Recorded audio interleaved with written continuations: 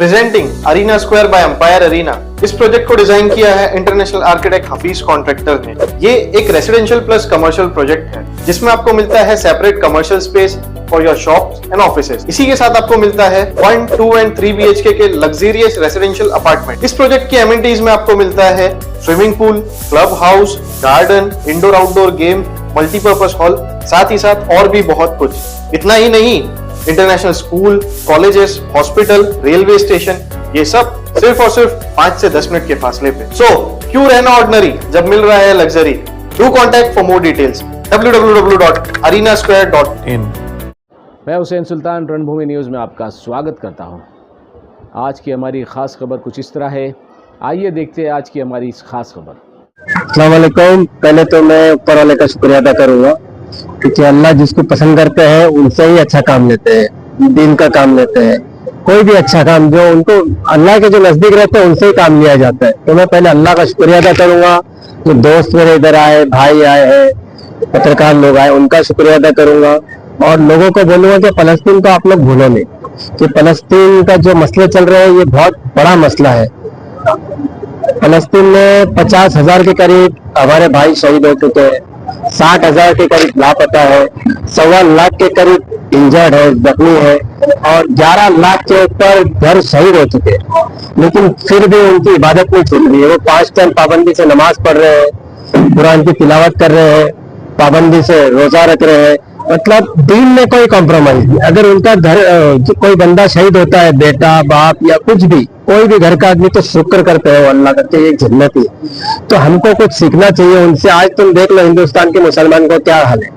शराब में मुसलमान पीने में मिलेगा, बेचने में मिलेगा, सूद खाने में मिलेगा, हाथ मारने में मिलेगा, जुआ खाने में मिलेगा। खाली गंदा जानवर नहीं खाता है मुसलमान, बाकी हर बुरा काम मुसलमान कर रहे हैं। तो जैसा हम रमजान में जिंदगी जीते हैं, अब रमजान में देखो 5 टाइम हम पाबंदी से नमाज पढ़ते हैं, कुरान की तिलावत करते हैं, जितना हो सके गरीबों की चैरिटी करते हैं। तो वैसे उसी तरीके से हमको रमजान बाद भी जिंदगी गुजारना चाहिए। कुछ हमको फलस्तीन से सीखना चाहिए।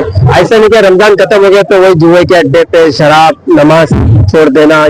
क्योंकि मेन जो आप जो अच्छा काम करोगे, अभी देखो ईद आ रही है, तो मुसलमानों को मैं बोलूंगा जो गरीब है, यतीम है, बेवा है, उनको आप ईद के लिए किट दो, दूध, ड्राई फ्रूट, जो उनके घर में सिरकोरमा बने, कि घर में राशन दो।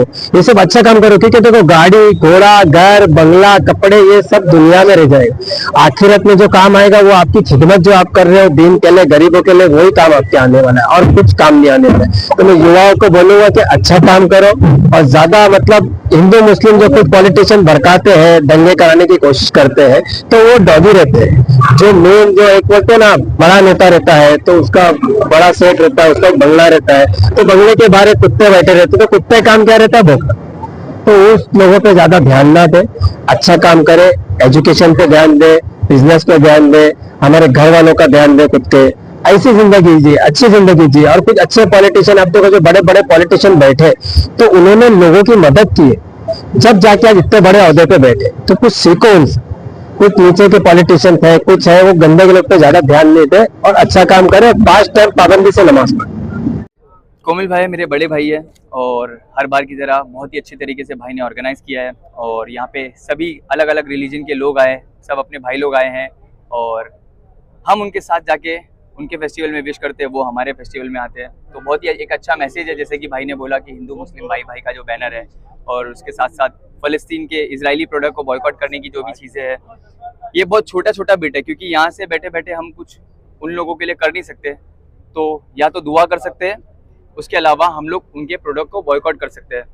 लास्ट टाइम मैं आया था तो वो टाइम पे भी मैंने यही बोला था कि बीइंग अ कंटेंट क्रिएटर, जब मुझे लाखों पैसे मिलते हैं उनके प्रोडक्ट को प्रमोट करने के लिए, तो मैं वो पैसों को ठुकरा देता हूँ।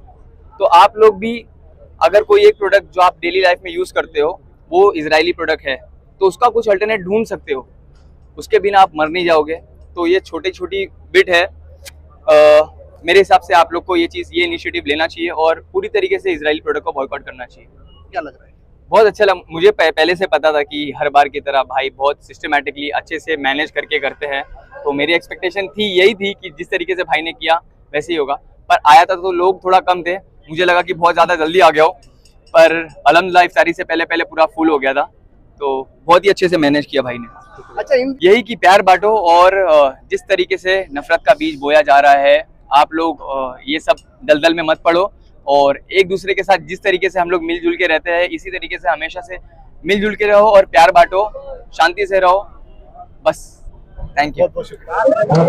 जैसे हर साल कुमिल मर्चेंट इफ्तारी की दावत रखते हैं, इस साल भी उन्होंने इफ्तारी दावत का साझा किया है और बहुत अच्छे तरीके से उन्होंने इस फंक्शन को ऑर्गेनाइज किया है। पर्सनली सबसे मिले, पर्सनली सबको वेलकम किया है। एक बहुत ही खूबसूरत तरीका था उनका वेलकम करने का, जो गले मिलने का था, जो पर्सनली गेट पे लेने आने का था। ये छोटी छोटी चीजें बहुत मायने रखती है, हर किसी से पर्सनली मिलना और हर किसी को इज्जत देना। और रही बात करने के लिए, बहुत लोग इफ्तारी दावत करते हैं फॉर्मेलिटी के लिए, बट इन्होंने देखे किए, आप देखे रहो कि उन्होंने खाने के मतलब जितने भी इंग्रेडिएंट्स थे उसमें भी उन्होंने मतलब अच्छे किस्म के पकवान लगे थे। अब मैं यही बोल सकता हूँ, जब इफ्तारी की बात दावत की बात होगी तो उन्होंने अच्छे तरीके से किया। देखो फलस्तीन, ये तो बहुत बड़ा इशू है जो हमारी प्रेस मीडिया और कोई भी नहीं दिखाते, वर्ल्ड मीडिया नहीं दिखाती। हम आजकल सिर्फ सोशल मीडिया पे देखते, क्यों? क्योंकि मुसलमान का देश है फलस्तीन, और फलस्तीन आज जूझ रहा है तो कोई दिखा नहीं रहा है। आज यही कोई अगर फॉरेन कंट्री या वेस्टर्न कंट्री का मामला होता तो सारी इंटरनेशनल मीडिया और सारी मीडिया यही दिखाती है, सारी इंडियन मीडिया भी ये दिखाती है। आज कोई नहीं दिखाता, मगर हमको इनिशिएटिव लेना पड़ेगा, हमको आवाज उठानी पड़ेगी, हमको फलस्तीन के लिए आवाज उठाना पड़ेगा। हम अगर बॉयकॉट नहीं करेंगे चीजें, इजरायली प्रोडक्ट बॉयकॉट नहीं करेंगे, जैसे कपिल मर्चेंट ने बोला कि हम लोग अगर उनकी चीजें बॉयकॉट नहीं करें तो मर नहीं जाएंगे, तो हमें छोटा सा इनिशिएटिव है कि हम बॉयकॉट कर सकते हैं, तो क्यों नहीं करें?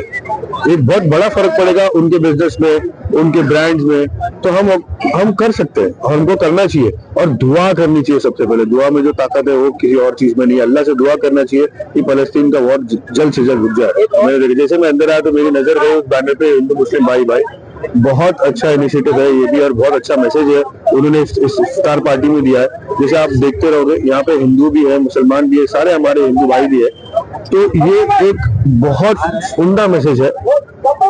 ये इफ्तार पार्टी में होगी, जैसे अभी देखिए जैसे कम्युनिटी पार्टी होती है इफ्तार पार्टी, तो एक कम्युनिटी की पार्टी होती है, तो उन्होंने सारे लोगों को दावत दी, तो उन्होंने मिलजुल कर रहने का, जीने का एक मैसेज दिया लोगों को कि हिंदू मुस्लिम सब एक है। ये राजनीतिक कुछ लोग है, संगठन है जो आपस में लड़ाते हैं, तो कोई हिंदू मुसलमान एक दूसरे से लड़ना नहीं चाहते।